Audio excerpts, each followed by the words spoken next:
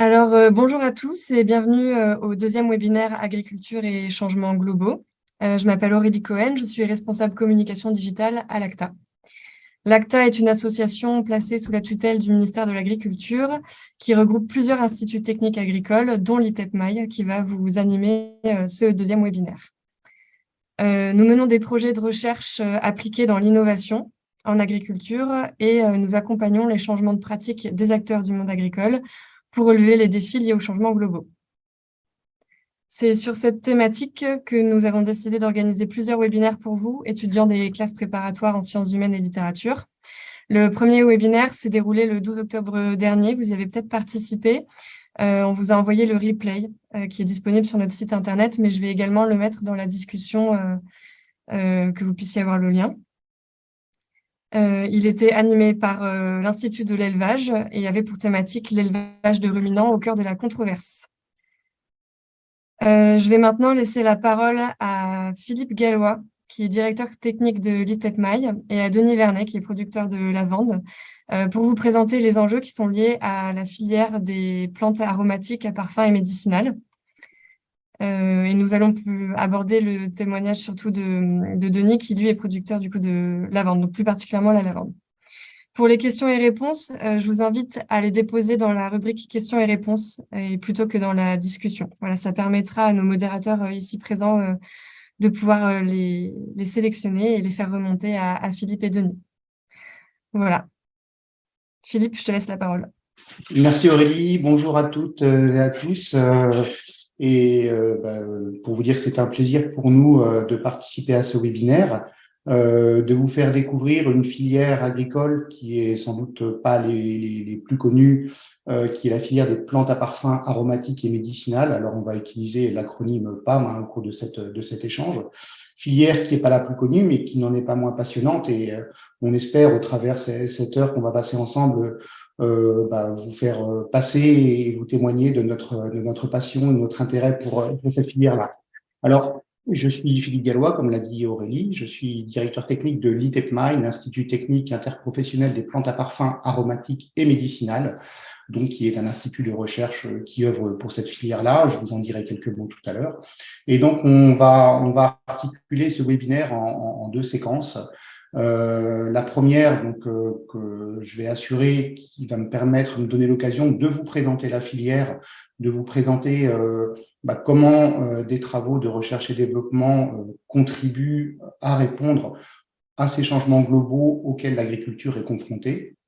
À l'issue de cette première séquence, on va se garder un petit temps de questions-réponses. Donc, comme Aurélie l'a dit, n'hésitez pas à poser dans l'espace dédié vos questions. J'ai deux collègues qui m'accompagnent aujourd'hui et qui vont être là pour faire remonter ces questions-là.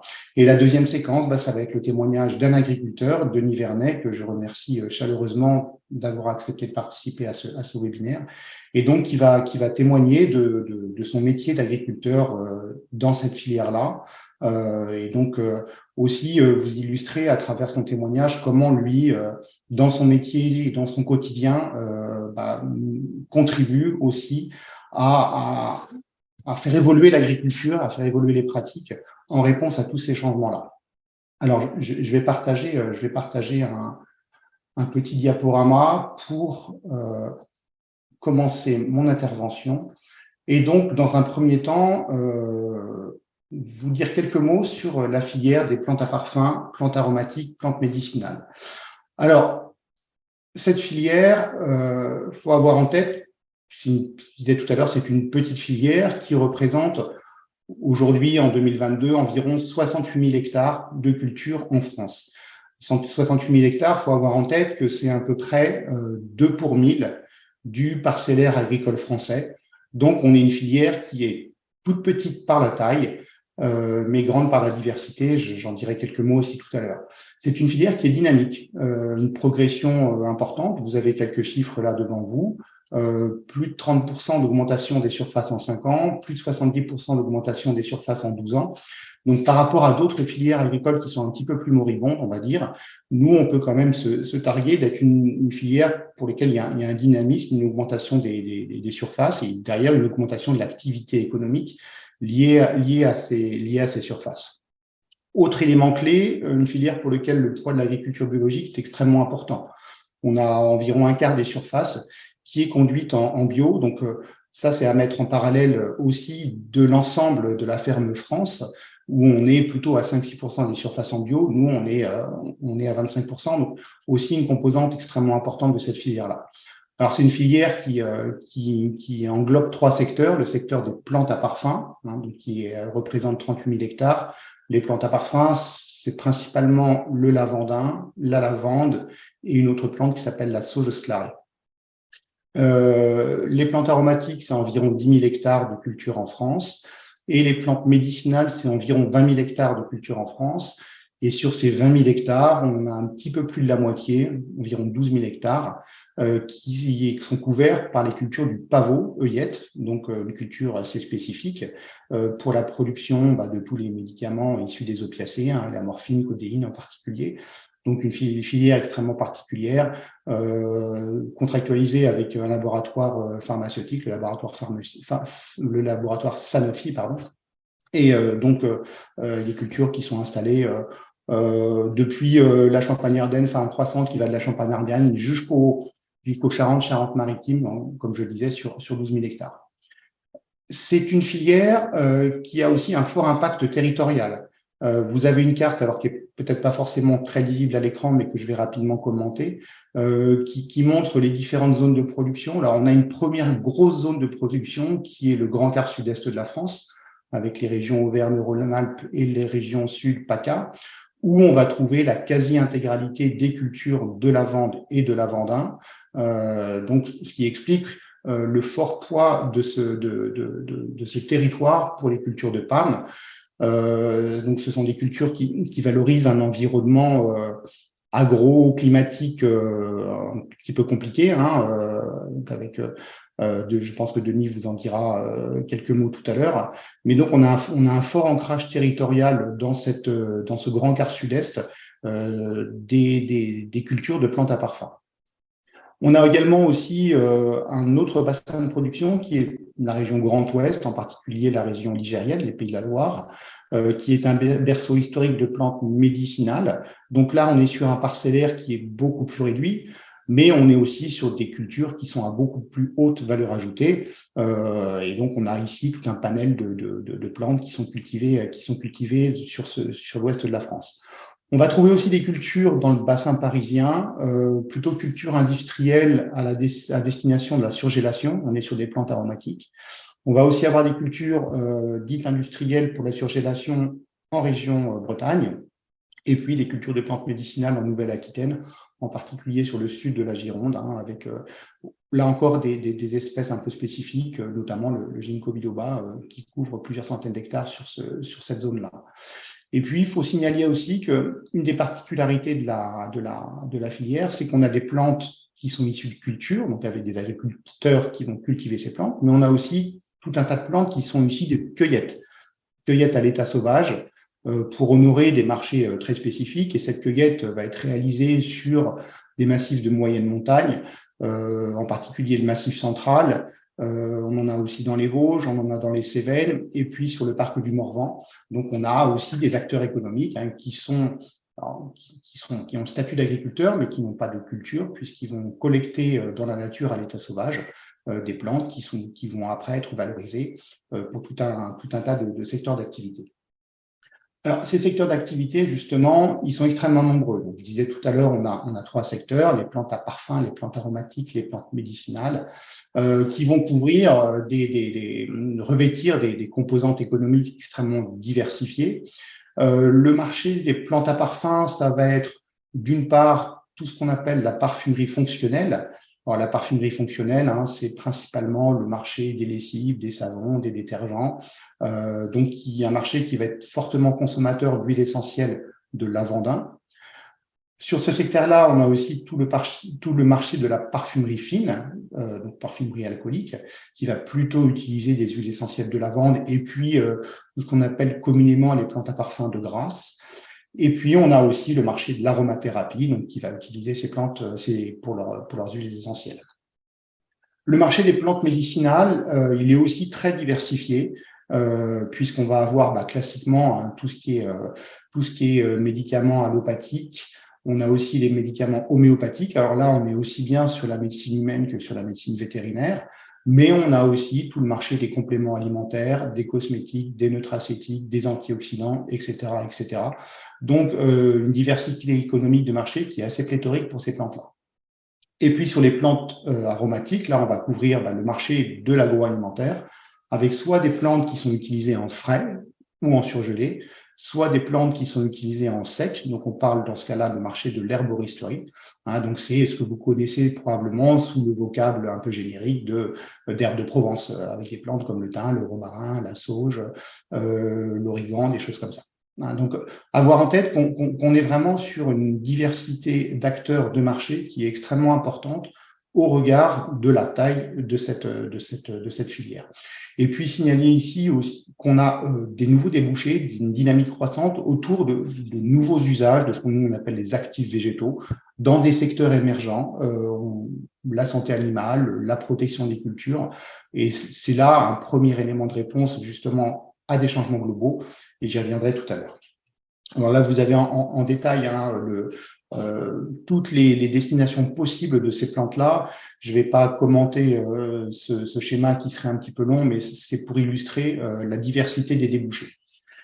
Donc voilà, à retenir pour cette filière-là, les éléments clés, c'est petite par la taille, grande par la diversité des espèces qui sont cultivées, je ne l'ai pas dit, mais on a plus de 120 espèces de plantes qui sont cultivées sur le territoire métropolitain, la diversité des marchés, la diversité des entreprises ou des systèmes de production.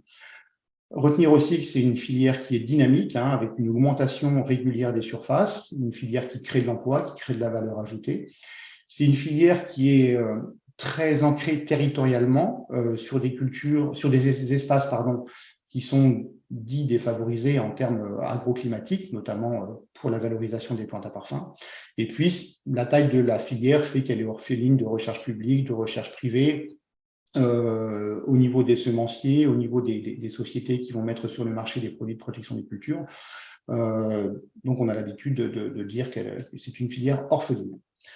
Alors, après ce petit panorama rapide de la filière, vous dire qui on est, ce qu'on fait et comment notre activité, justement, contribue à faire évoluer les pratiques et apporter des éléments de réponse à ces changements globaux. Donc, Aurélie l'a dit tout à l'heure dans son propos introductif, on est un institut technique. Les instituts techniques, ce sont ces structures de R&D appliquées qui sont en quelque sorte des courroies de transmission entre la recherche académique, la recherche fondamentale, qui est plutôt conduite par des laboratoires universitaires ou l'INRAE, l'Institut de la recherche agronomique. Donc, courroie de transmission entre ces acteurs de la recherche académique et les acteurs du développement agricole, qui sont dans la grande majorité des cas des chambres d'agriculture, mais on a aussi des coopératives ou des groupements qui font aussi du développement agricole. Donc, on est un institut de R&D avec des missions qu'on a l'habitude de mettre en quatre items. Notre première mission, c'est d'accompagner les acteurs de la filière, et en particulier les producteurs, à avoir un itinéraire de culture le mieux adapté aux besoins des utilisateurs finaux et qui leur permet de leur garantir une compétitivité au niveau de leur entreprise agricole. En particulier pour leur produire des connaissances sur les maladies, sur les ravageurs, sur les façons d'entretenir les cultures, sur les façons d'optimiser des stades de récolte, etc. Donc, définir un itinéraire technique leur garantissant une compétitivité au niveau de l'exploitation agricole. Le deuxième axe de travail qu'on a chez nous à l'Institut, c'est mobiliser la génétique, la création variétale, pour fournir aux agriculteurs du matériel végétal, donc des variétés de plantes, qui leur permettent un gain, soit sur des teneurs en principes actifs, des teneurs en huile essentielle, des rendements en biomasse, des tolérances à telle ou telle maladie, à tel ou tel ravageur, une adaptation aussi à des conditions climatiques changeantes. Donc voilà, donc mobiliser tout ce levier de la génétique pour, encore une fois, garantir et contribuer à la compétitivité d'une exploitation agricole. La troisième grande mission, c'est proposer aux acteurs de la filière des nouveaux débouchés dans un environnement économique qui est extrêmement concurrentiel. Donc prospecter, donc faire ce qu'on appelle assez communément de la prospective, pour être capable de fournir aux acteurs de la filière, que ce soit des agriculteurs d'ailleurs ou des industriels, demain des nouveaux marchés. C'est ce que je disais tout à l'heure, au travers des nouvelles utilisations des plantes sur des marchés émergents. Et puis, on a une mission, bien évidemment, transversale. Ce qu'on fait, il faut que ça soit valorisé, il faut que ça soit connu. Donc, tout ce qui est communication, valorisation, transfert.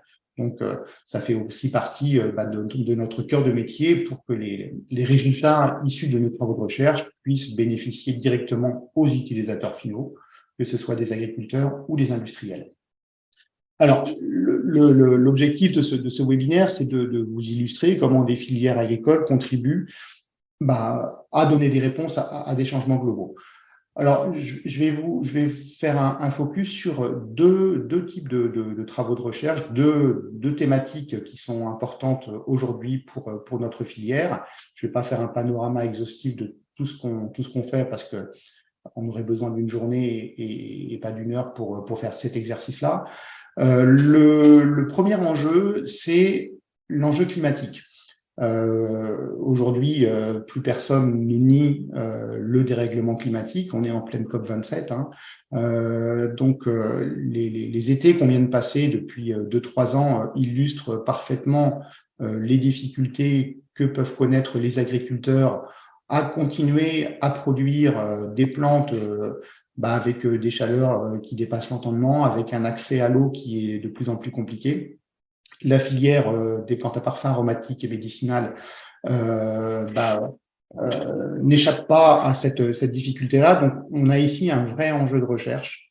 Et nous, on s'en est approprié au travers d'un programme qu'on a déployé entre 2018 et 2021, qui est le programme Récital. Donc, Récital, c'est l'acronyme de Réponse aux évolutions climatiques par l'innovation et les techniques alternatives en avant-grès.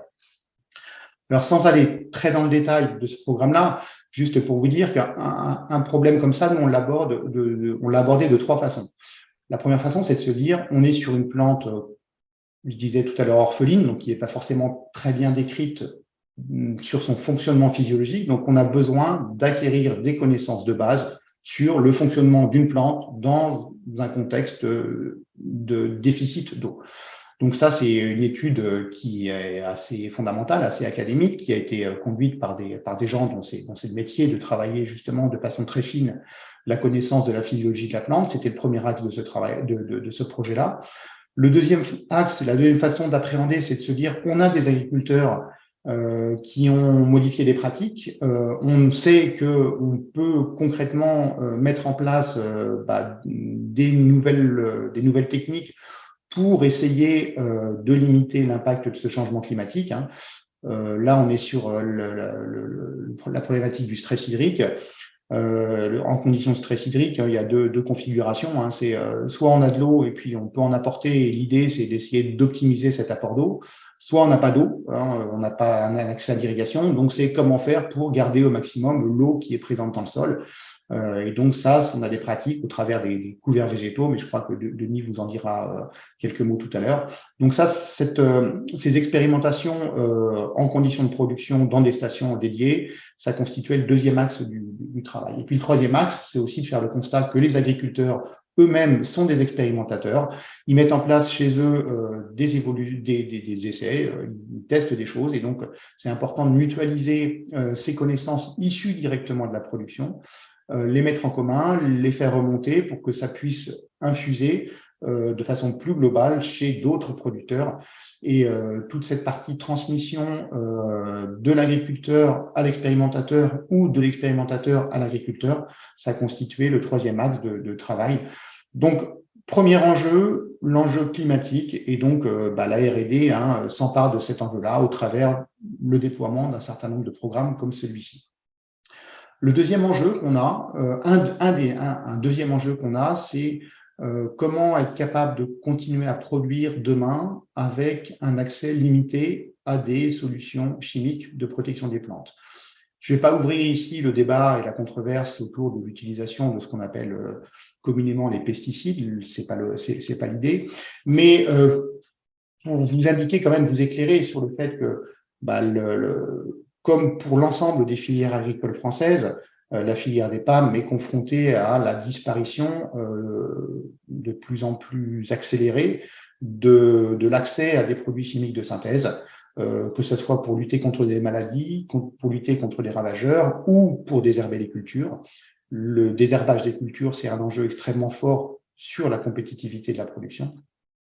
Donc, dans ce contexte d'accès de plus en plus difficile à des produits chimiques, bah, il convient de trouver d'autres méthodes, d'autres solutions pour continuer à entretenir les cultures, continuer à les désherber, continuer à lutter contre des ravageurs. Alors, une des réponses à cette composante quelque part réglementaire, parce que là, c'est une question de réglementation, c'est de mobiliser toute la robotique agricole, tous les agroéquipements. Et donc, nous, on a initié un programme là depuis quelques années avec d'autres filières avec qui on partage un certain nombre de points communs pour tester des nouveaux équipements. Donc là, vous avez sur la photo là un des équipements qu'on a pu tester. Donc, c'est un robot qui va à la fois semer et puis derrière désherber les cultures. Et donc, il y a des fortes attentes de l'ensemble des acteurs, principalement de la production, autour de ces agroéquipements comme une réponse demain à la disparition des pesticides, pour dire les choses de façon extrêmement raccourcie. Mais je voulais quand même vous insister sur ce point-là parce que il y a ici un vrai enjeu. Il y a aussi, on en est conscient et les agriculteurs en sont conscients des attentes sociétales autour de nouvelles façons de produire en économisant tous ces intrants issus de la chimie de synthèse. C'est pas sans poser des problèmes pour les agriculteurs, donc ils se mobilisent et nous on les accompagne pour essayer de trouver des solutions pour être capable demain de produire de façon un petit peu différente en utilisant moins de produits chimiques. Il y a un enjeu extrêmement fort pour les 5 ou 10 prochaines années là-dessus. Donc voilà, je vais pas forcément être beaucoup plus long sur cette présentation-là parce que je voudrais quand même garder un petit peu de temps pour répondre à des questions s'il y en a et puis surtout laisser du temps à Denis pour qu'il puisse vous présenter qui il est, son exploitation, ce qu'il fait et puis lui, comment dans son quotidien d'agriculteur, il met en place des changements sur son exploitation pour répondre à ces enjeux-là. Donc voilà, juste pour retenir quelques idées sur la filière PAM. Donc c'est une filière, je l'ai dit plusieurs fois, dynamique, c'est une filière riche, c'est une filière diverse, mais c'est une filière qui est aussi confrontée à des enjeux. Et les deux enjeux, si je dois les résumer de façon très claire, c'est demain comment continuer à produire en étant économiquement compétitif dans un contexte climatique qui change. Premier enjeu. Le deuxième enjeu, c'est comment demain continuer à produire en étant économiquement compétitif avec des solutions techniques qui disparaissent, notamment sur l'utilisation des pesticides. Voilà, je vais arrêter ici, moi, ma présentation et je vais demander à mes collègues s'il y a des questions qui ont été posées dans le chat pour pouvoir y répondre avant de laisser la parole à Denis. Alors, quelques questions dans l'onglet questions-réponses. Sur le panorama de la filière, des questions sur notamment les cultures, si elles sont principalement de plein champ ou sous serre. Alors, on a les cultures de PAM, ce sont principalement des cultures de plein champ. Les cultures sous abri, en fait, ça va être des cultures de plantes aromatiques. C'est les pots de basilic ou de coriandre que vous allez trouver en GMS ou dans d'autres points de vente. Mais le gros du poids économique de la filière, on est sur de la culture de plein champ. Alors c'est encore assez anecdotique, mais on peut aussi signaler qu'on a quelques entreprises qui font de la culture indoor. Donc c'est l'indoor farming, donc plutôt pour la production de molécules extrêmement spécifiques. Voilà, on en a quelques-unes qui font ça, mais il faut quand même avoir en tête qu'on est sur la culture de plein champ principalement. Toujours sur le panorama et les types de production, savoir si les exploitations sont plutôt des spécialisées en culture de PAM ou c'est une culture de diversification. Et du coup, toujours en lien, la taille moyenne des parcelles des exploitations. Et si on est en monoculture ou culture associée. Alors, sur la première question, hein, quelle est la typologie des exploitations de PAM? Il n'y a pas une typologie unique. Alors, sur les plantes médicinales, on a quelques exploitations qui sont hyper spécialisées en PAM, mais c'est pas les plus nombreuses.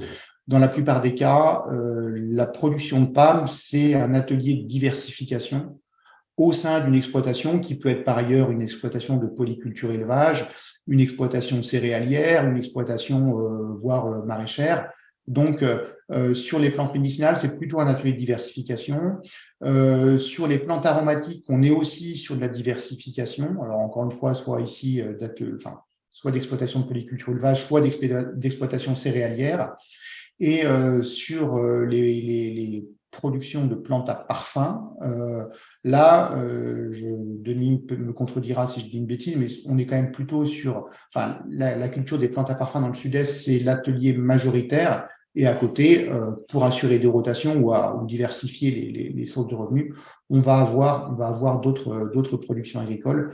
Donc là, on est plutôt sur des exploitations qui sont assez spécialisées sur les cultures de lavande et lavande.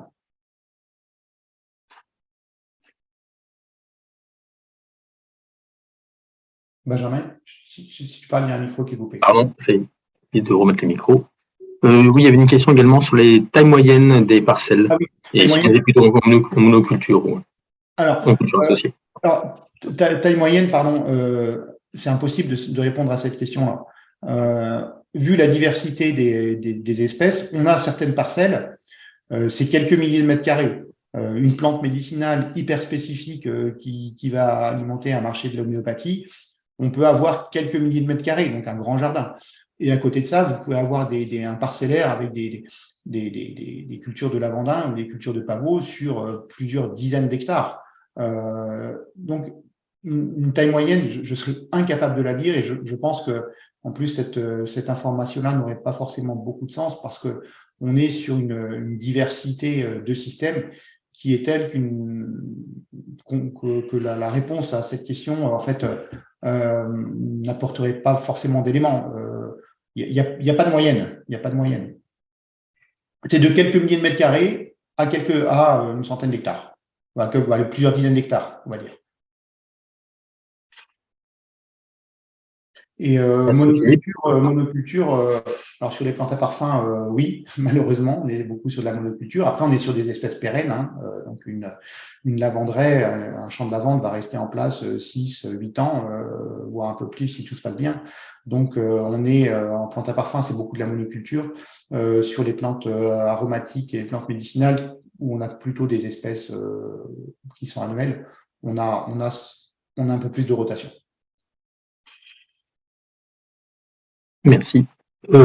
Toujours sur le panorama de la filière et les marchés, est-ce qu'il y a une concurrence entre les PAM et les autres cultures alimentaires? Non. Non, alors les PAM, les plantes aromatiques sont une culture. Alors, concurrence à quel niveau? Il n'y a pas de détail dans la question? C'est pas précisé.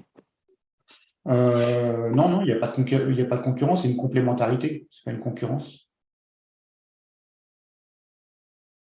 Et sinon également une question sur toujours en lien avec les marchés. Est-ce qu'on peut faire des comparaisons au niveau dynamisme et enjeux avec les cultures d'épices qui ailleurs dans le monde ou dans les outre-mer? Alors les cultures les épices font partie de la famille des PAM. Hein. Après les cultures, en France, les épices on a assez peu de cultures on a un peu de, par exemple, de coriandre, graines, des choses comme ça. Mais les productions d'épices, on est plutôt sur des productions qui sont importées, hein, principalement les pays du bassin méditerranéen ou des pays d'Asie mineure, voire un peu les pays de l'Est. Mais en fait, les cultures d'épices sont considérées comme cultures de plantes aromatiques.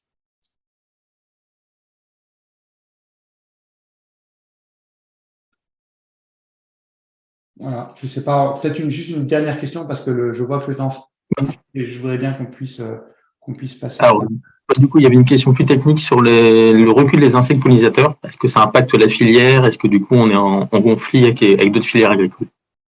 On prend l'exemple des néonicotinoïdes. Ouais. Alors, la problématique des pollinisateurs, c'est une problématique qui est globale, hein. Donc, effectivement, enfin, la disparition, enfin, ou la réduction des populations de pollinisateurs, c'est aussi un vrai problème pour les filières des plantes à parfum aromatiques médicinales. Et oui, on peut avoir potentiellement des conflits, enfin, notamment sur les productions de lavandin où la culture, enfin le chiffre d'affaires de la production de miel de lavande, il est au moins aussi important que le chiffre d'affaires de la production d'huile essentielle de lavande. Donc, on a eu, par le passé, des discussions qui étaient parfois un petit peu tendues entre apiculteurs et lavandiculteurs autour de ce problème de réduction des populations de pollinisateurs. Donc, la filière PAM n'échappe pas à ce qu'on peut voir pour les autres filières agricoles françaises.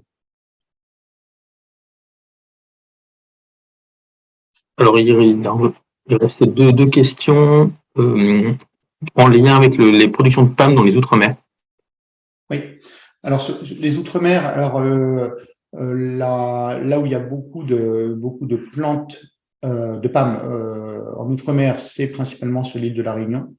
Donc, il y a une culture. Hein, alors, les producteurs de PAM sur l'île de la Réunion, ils s'appellent les tisaniers. Donc, il y a une vraie culture, une vraie activité économique de production de PAM sur l'île de la Réunion, mais qui est principalement pour le marché local, avec assez peu d'exportation ou de valorisation hors de l'île, même s'il y a des perspectives et des projets pour essayer de développer l'activité, mais aujourd'hui, il y a beaucoup de PAM sur l'île de la Réunion et encore une fois pour une utilisation locale. Sur tout ce qui est Antilles, à ma connaissance, il y a aussi quelques projets, mais c'est très très local et encore une fois, c'est plutôt pour le marché Martinique et Guadeloupe. Donc voilà, c'est en Outre-mer, hein, les PAM, c'est principalement à la Réunion.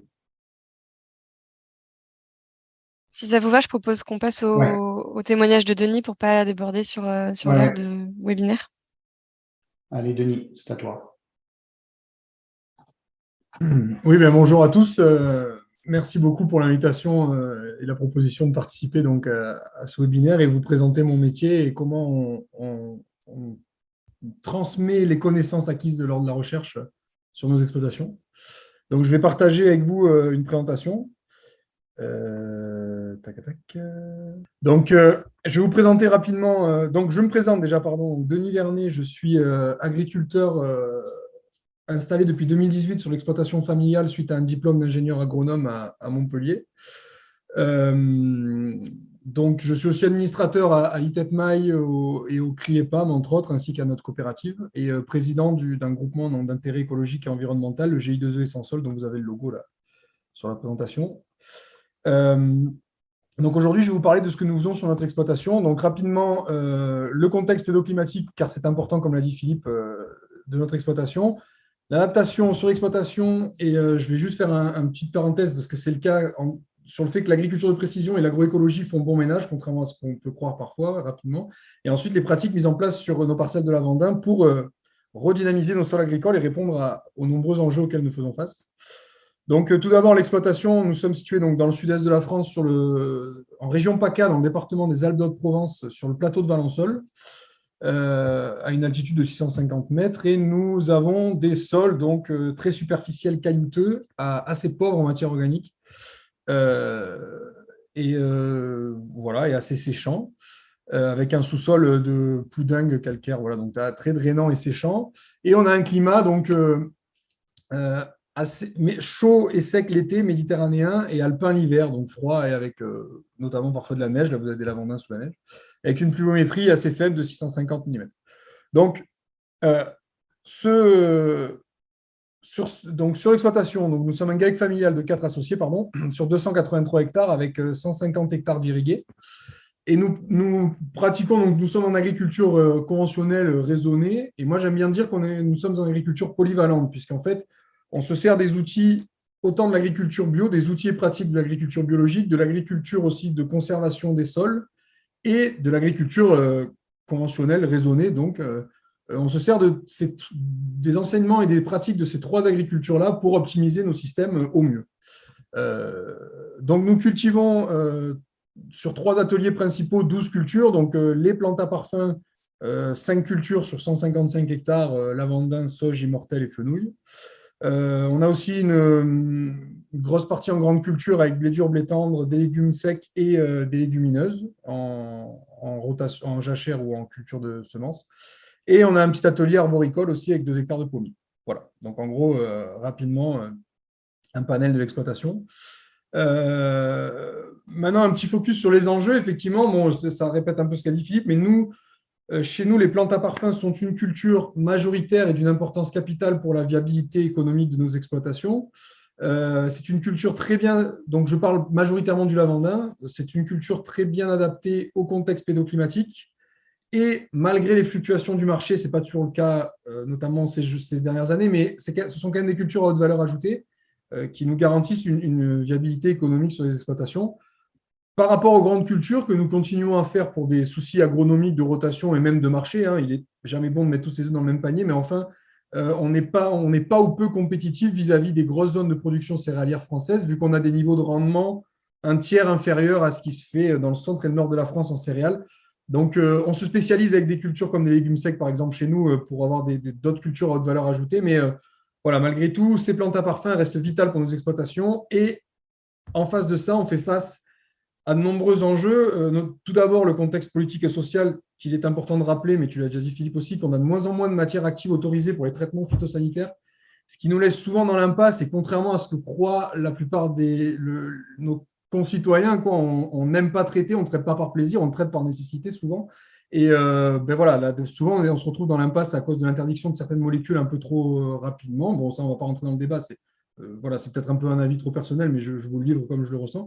Et ensuite, on a un contexte climatique avec de plus en plus d'événements climatiques extrêmes, des gelées tardives, on l'a subi sur les pommes depuis 3 ans, et les lavandins, des sécheresses, des pluies diluviennes, etc.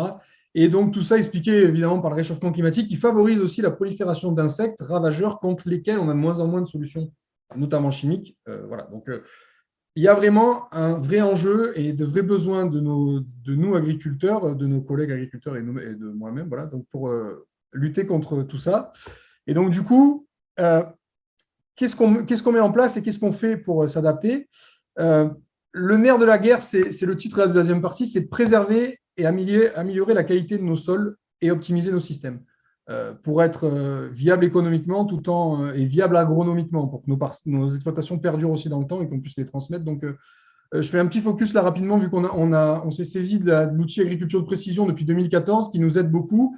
Et malgré, au-delà du fait que ça paraît gadget, vu que le tracteur, comme on voit sur la photo de droite, peut conduire tout seul dans le champ, ça nous permet de développer des pratiques plus pointilleuses et plus techniques, notamment sur le semi-direct en grande culture et sur la modulation intraparcellaire d'engrais. On voit ici sur la gauche, on a une carte avec différentes doses sur une parcelle qui fait 10 hectares. En fait, on a plein de micro-parcelles sur lesquelles on est venu mesurer, identifier les besoins. Et donc aujourd'hui, sur 150 hectares sur les 280, plus de la moitié de la surface de l'exploitation, nous modulons les apports d'engrais, et ce qui nous permet d'économiser jusqu'à 30% notamment. Voilà. Donc, l'agriculture de précision, les technologies nous permettent d'optimiser nos systèmes, notamment en plantes à parfum, voilà, donc, où on plante maintenant grâce au système de guidage, et ça nous permet de venir, comme ici sur les photos, désherber mécaniquement au plus près des plantes pour économiser des désherbants, donc des produits phytosanitaires. Pour éviter de la chimie, on vient travailler en mécanique au plus près des plantes, ça grâce à la technologie. Donc vraiment, c'est un levier important nous développons sur notre exploitation pour réduire les intrants chimiques au profit du mécanique qui a aussi des inconvénients, consommation de carburant, bilan carbone, etc. Rien n'est parfait, voilà. Donc il y a des plus et des moins dans tous les cas, mais voilà donc le genre d'outils que nous utilisons.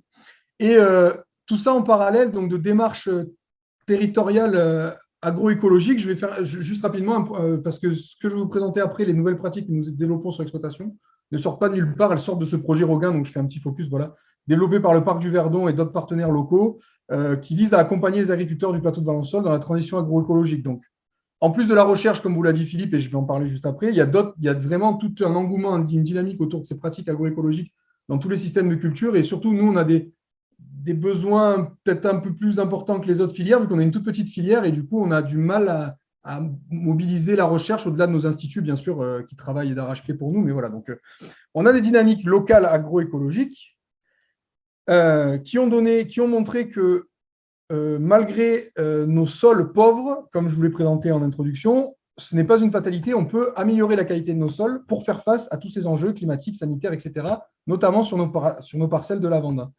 Et en fait, ce projet-là, agroécologique sur mon territoire, est arrivé pile au moment où les organismes de recherche, ITEPMA et CRIEPAM, ont aussi montré des résultats de recherche qui étaient favorables au fait que, notamment la couverture végétale des sols, qui montrait que la couverture végétale des sols était favorable à plus d'agroécologie dans nos systèmes de culture, ce qui semble logique évidemment, mais il fallait qu'on s'empare du sujet à l'échelle des plantes à parfum et qu'on le développe sur le terrain, ce qui n'est pas facile. Donc, tout ça s'est traduit donc par l'identification de 3 thématiques principales: la couverture végétale dans le terrain du lavandin, les apports d'amendements organiques et l'allongement des rotations. Donc, ce sont les thématiques desquelles nous nous sommes emparés avec un groupement d'agriculteurs un peu pionniers dans mon secteur, et nous avons monté donc, le fameux GI2E dont je vous parlais tout à l'heure, le groupement d'intérêt économique environnemental, qui s'appelle GI2E et Sans Sol, duquel je suis président, pour travailler sur les 3 thématiques donc, évoquées à l'instant. Donc, les couverts végétaux, tout d'abord, en lavanderaie, l'épandage de nos déchets de distillation que nous avons sur place, donc, qui est une matière organique locale et à faible coût, pour rapporter de l'organique dans notre système, et la diversification, l'allongement des rotations entre 2 cultures. Ça fait un peu écho à la question de tout à l'heure. En fait, on ne peut pas faire de monoculture, puisque la définition de la monoculture, c'est l'enchaînement de la même culture sur les parcelles d'année en année. En fait, on est obligé d'avoir des rotations. C'est la base de l'agroécologie. C'est ce que nous faisions déjà pour la plupart, et c'est ce sur quoi nous insistons aujourd'hui. En plus des pratiques pendant la culture, notamment des plantes à parfum qui sont des pérennes, donc assez longues, des pratiques qui visent à améliorer la qualité des sols pendant la culture et entre les cultures, voilà, donc de plantes à parfum. Donc ça, c'est un groupement qui est né il y a 2 ans et demi. On commence à avoir des résultats intéressants, basés, je le redis encore une fois, sur ce que fait pour nous la recherche. Et nous, en fait, on est la courroie de transmission pour le transmettre sur le terrain à nos exploitations. Je parle, nous, des groupements comme ça, etc., des agriculteurs un peu innovants. Et donc, ça fonctionne. On met en place depuis un certain nombre d'années des pratiques de couverture végétale d'un terrain, comme ici sur les photos, dès la plantation du lavandin, puisque ça, ce sont les premiers résultats de recherche sur les couverts par le CRIEPAM et l'ITEPMA ont montré que la pratique de couverture végétale d'un terrain en première année réduisait drastiquement le phénomène de dépérissement sur la plantation les années d'après dû à un insecte. Donc là, voilà, on a un beau levier agronomique qui n'était pas évident à mettre en place. Ça a demandé pas mal de développement technique, de matériel spécifique qu'on a adapté à ces besoins-là. Et aujourd'hui, on se retrouve voilà, avec des systèmes comme ça qui s'éloignent quand même de l'agriculture intensive et de la monoculture. Voilà, malgré le fait que ce soit des grandes parcelles, on remet de la diversité dans les parcelles via des couverts végétaux pour capitaliser de la matière organique et capitaliser sur les bénéfices qu'elle apporte dans le sol, qui sont stimuler la vie et la biologie du sol, qui rapportent des nutriments à nos cultures et qui font aussi, on a un bel effet aussi éponge de la matière organique vis-à-vis des phénomènes, des stress hydriques importants, voilà, éponge vis-à-vis de l'eau, voilà. Donc en fait, voilà, on se retrouve avec des systèmes comme ça aujourd'hui de culture où dès la première année, on diversifie les espèces en place dans la culture grâce au fait qu'elles se soient plantées en rang assez espacé. C'est plus facile qu'en grande culture, par exemple. Et voilà, on se retrouve avec… donc, c'était des couverts de printemps. On fait aussi beaucoup de couverts d'automne. Aujourd'hui, nous, plus de 60% de la surface de l'exploitation est couverte, 60% de la surface en lavandin, excusez-moi, bénéficie d'une couverture végétale de août à mars-avril, ce qui n'était pas gagné il y a quelques années et qui nous apporte de nombreux bénéfices aujourd'hui. Et donc là, voilà, on voit le résultat avec des moutardes dont la biomasse ne semble pas extraordinaire, mais quand même, on capitalise de la biomasse entre les rangs, on la détruit là, de façon mécanique et pas chimique, bien sûr, au mois de mars. Voilà, c'était le 15 mars 2021, par exemple. Et on la restitue au sol et ça a un réel effet engrais vert et ça améliore grandement la productivité de la parcelle et la qualité de nos sols. Voilà. Donc, ça, c'était pour les couverts. Et pour ce qui est restitution des déchets organiques des exploitations, notamment des déchets de distillation qui avant étaient vendus, qu'on ne pensait pas valoriser comme ça. En fait, on les composte légèrement et on les répand entre les raies de lavande, tout ça dans le but de compenser les exportations annuelles de matières organiques pour voilà, toujours encore et toujours améliorer la qualité et la vie de nos sols.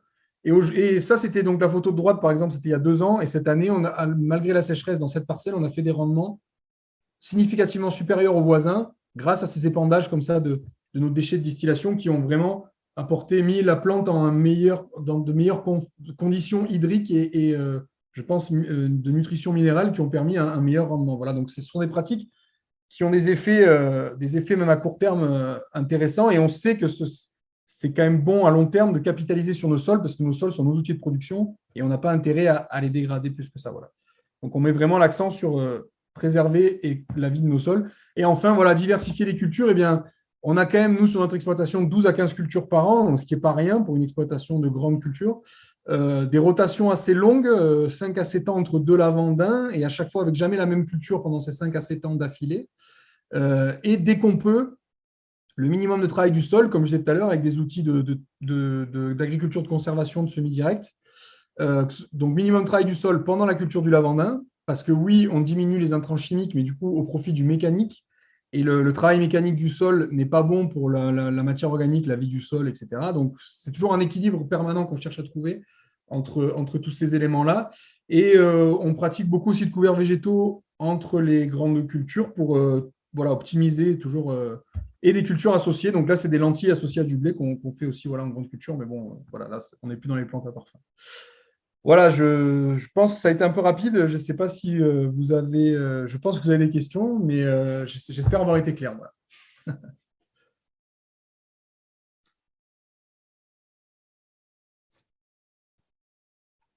Merci, Denis. Il y avait une question dans le chat, mais tu y as répondu au travers ton dernier témoignage par rapport aux rotations. Donc, n'hésitez pas à poser des questions, j'en vois pas. Moi, je vais lancer une première question. Tu as dit que tu avais la capacité d'irriguer. Donc, toi, quel est ton rapport justement à l'eau quelque part? On voit que c'est aussi, ça peut être des sujets de controverse. Hein, l'expérience de Sainte-Soline dans les Deux-Sèvres en est une. Tu fais partie quand même d'une minorité qui a la possibilité d'irriguer, mais comment est-ce que tu gères l'eau sur ton exploitation agricole? Alors, très bonne question. En fait, j'en ai pas parlé directement, non pas parce qu'on est complexé par rapport à ça, pas du tout, mais c'est une très bonne question. Merci Philippe. Tout simplement parce qu'en fait, ce n'est pas l'outil, enfin, on ne compte pas dessus. En fait, on essaie de s'en passer au maximum et quand on a besoin d'irriguer, on irrigue. Voilà vraiment notre réflexion et notre point de vue là-dessus. On ne compte pas sur l'irrigation de base. On essaie de construire nos systèmes et nos cultures en conscience et en connaissance de notre climat. Et par la suite, évidemment, vu qu'on peut arroser, quand la plante est stressée, j'en ai pas parlé dans la thématique agriculture de précision, mais on a aussi 3 stations météo connectées sur l'exploitation avec plus d'une dizaine de tensiomètres connectés en permanence dans nos sols. On surveille l'état hydrique de nos sols en toute saison et on est vraiment dans une stratégie d'optimisation et d'efficience de nos cultures et donc de l'utilisation de l'eau. Donc, ça passe par toutes les pratiques qu'on vient d'évoquer, les couverts, etc., la matière organique. Et quand la culture en a besoin, puisque avec notre climat et le réchauffement climatique, les cultures ont de plus en plus besoin d'eau. Effectivement, on arrose, on irrigue, mais c'est toujours… En fait, ça vient dans un second temps. On ne fait pas des cultures pour les arroser, on arrose les cultures si elles ont besoin. Merci. Il y a une question autour de la problématique de l'érosion des sols. Est-ce que tu es confronté à cette problématique-là et est-ce que les couverts végétaux sont aussi un élément de réponse à cette problématique de l'érosion des sols? Oui, alors tout à fait. Donc, malgré le fait que nous sommes sur un plateau, il y a une alternance de zones de plaine et de vallées. Et hier, d'ailleurs, on était à un tour de plaine avec notre groupement d'agriculteurs innovants. On a des agriculteurs qui ont des parcelles très en pente et qui étaient évidemment enchantés du couvert végétal eux, le sèment en relais pour l'avoir quasiment toute l'année dans leur parcelle de lavandin. Et ils s'étaient enchantés des effets bénéfiques contre l'érosion qu'avaient ces couverts, puisqu'évidemment, comme je disais, on cultive du lavandin donc en ligne et on travaille mécaniquement de plus en plus l'interrang pour se passer de plus en plus de la chimie, pour le désherbage notamment, mais ce travail mécanique implique aussi une grosse érosion de par le tassement des tracteurs et le travail mécanique du sol. Voilà. Donc, c'est vrai que les couverts viennent vraiment contrebalancer ces effets assez négatifs du binage mécanique sur l'érosion. Et là, cette année, voilà, on a eu une période de sec là, au début de l'automne. Puis là, on est dans une période de grosse pluie et ils sont évidemment enchantés des effets bénéfiques de la retenue de la terre par les couverts. Donc oui, c'est vrai que voilà, c'est logique. C'est logique, mais il fallait l'essayer, il fallait se lancer. Et heureusement qu'on a eu tous les outils qu'on avait à notre disposition, que ce soit les résultats de la recherche et les agriculteurs les plus innovants pour se lancer là-dedans et montrer que ça marche. Voilà. Une question pour en venir à l'irrigation, sur l'origine de l'eau, sur ton exploitation. Ah oui, pardon, oui, c'est vrai que je l'ai un peu oublié. En fait, donc on arrose tout grâce à la Société du Canal de Provence. Et l'eau vient du Verdon, qui est tout à côté. Là, on a le lac de Sainte-Croix à 10 minutes. Donc, c'est de l'eau qu'on paye cher en plus. Donc, ça a un effet un peu dissuasif de toute façon sur les pratiques. Hein. Vu que en fait, ce n'est pas des forages que nous faisons nous. Nous n'avons pas les stations de pompage. Nous, on paye l'abonnement, on souscrit à des bornes et on paye un forfait à la borne. Et après, on paye le mètre cube relativement cher. Donc, et tant mieux, comme ça, de toute façon, et tant mieux. Mes collègues agriculteurs hérisseraient le poil en m'entendant dire ça, mais je veux dire, voilà, on est conscient de la valeur de la ressource en eau, que ce soit économique ou environnementale. Voilà. On peut peut-être signaler justement que donc sur le plateau de Valençol, là, qui est cette immense étendue de production principalement de lavandin, il y a un projet qui date déjà depuis des années et des années pour amener l'irrigation. Après, il y a tout un tas de problèmes. C'est des problèmes économiques, ça coûte cher, des problèmes logistiques, techniques, et puis derrière, est-ce que tout le monde va avoir accès à cette eau-là? Ouais. Mais il y a ce projet, moi, ça fait plusieurs années que j'en entends parler, et on voit aussi toutes les questions que peut soulever un tel enjeu, parce que derrière, encore une fois, c'est politique, c'est technique, c'est économique. Et donc, c'est pour ça, ce que je disais tout à l'heure, j'insiste sur ce point-là. L'enjeu, pour nous, c'est ceux qui ont accès à l'eau, Denis vient de le dire, hein, c'est l'utiliser le moins possible ou l'utiliser de façon la plus intelligente, la plus rationnelle possible, mais il y a aussi tous ceux qui n'ont pas accès à l'irrigation. Et donc, l'objectif, c'est comment est-ce qu'on fait pour perdre le moins d'eau parmi l'eau qu'on a dans le sol. Ouais. Et donc, c'est toutes ces pratiques que Denis a développées, c'est couvrir les sols, c'est avoir une réflexion sur quel type d'outils je vais passer, quel type quelle pratique agronomique je vais mettre en place pour limiter au maximum ce qu'on appelle l'évapotranspiration, donc la perte d'eau, pour que le peu d'eau qu'on a, elle profite au maximum à notre culture et qu'elle ne parte pas dans l'atmosphère. Oui. Après c'est sûr que voilà, vis-à-vis de l'irrigation, il ne faut pas se mentir, c'est aussi une sécurité économique. Voilà, nous, on sait que sur la moitié de l'exploitation, lorsqu'on sème ou lorsqu'on plante, on pourra amener une récolte grâce à l'irrigation. Encore une fois, ce n'est pas l'objectif premier. Et deuxièmement, si nous sommes 4 associés aujourd'hui, en fait, sans irrigation, on serait 2. Hein. Donc là, les 2 jeunes, moi y compris, mon cousin qui est plus jeune, on n'aurait pas pu s'installer tant que nos pères n'auraient pas été à la retraite si on n'avait pas eu l'irrigation. Donc bon, voilà, c'est quand même aussi une assurance viabilité économique essentielle. Voilà, et on mesure la chance qu'on a de l'avoir, hein, c'est sûr. Alors, ceux qui ne connaissent pas cette zone de production, le plateau de Valençol, on peut peut-être dire, Denis, aussi que c'est la principale zone de production de lavandin en France.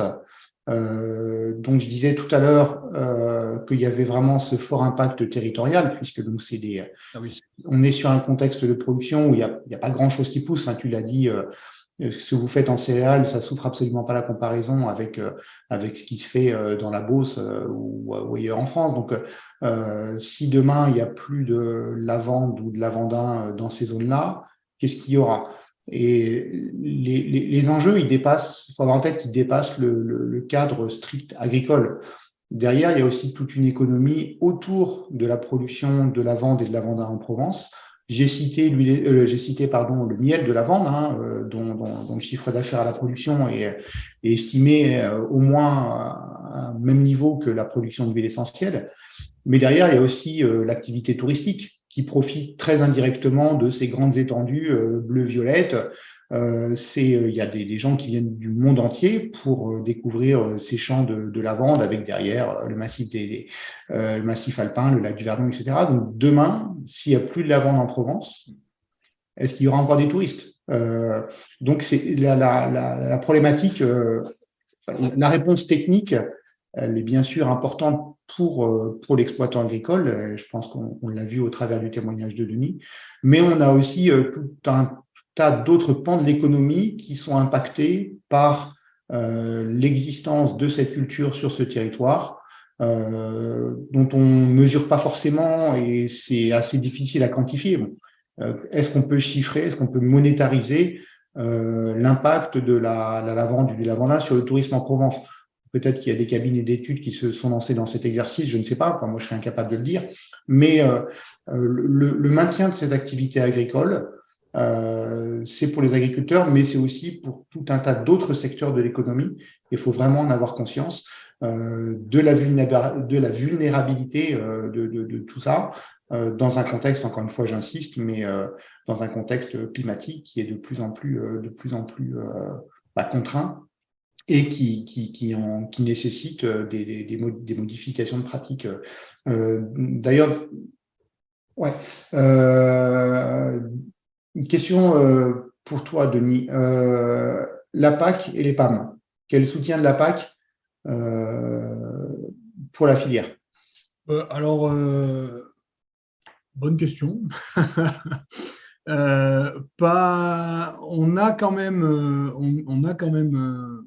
On est éligible aux aides classiques sur les surfaces de lavandin et autres plantes à parfum. Mais en fait, on est plutôt classé comme de la grande culture là, pour le coup. Donc, en fait, on est éligible aux mêmes aides qu'avec les céréales. Basique, en fait, il n'y a pas d'aide particulière, il me semble. Hein. J'ai peur de dire une bêtise, du coup, parce que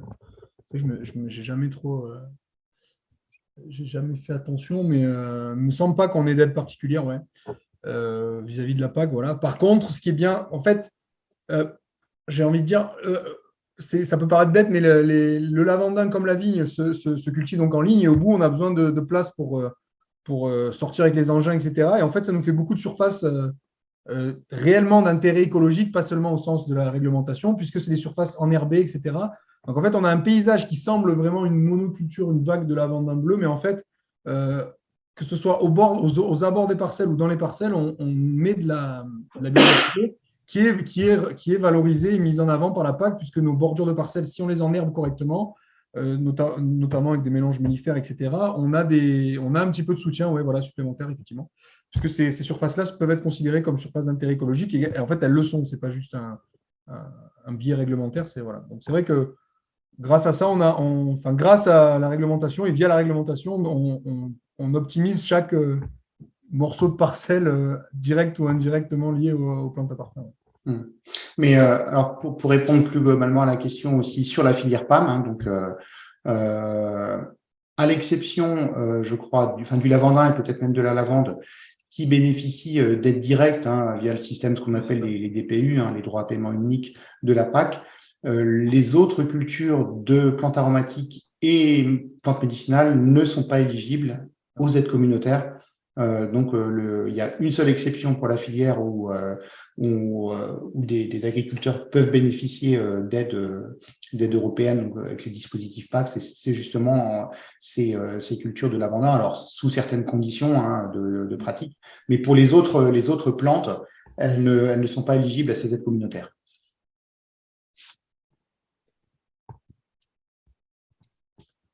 Voilà.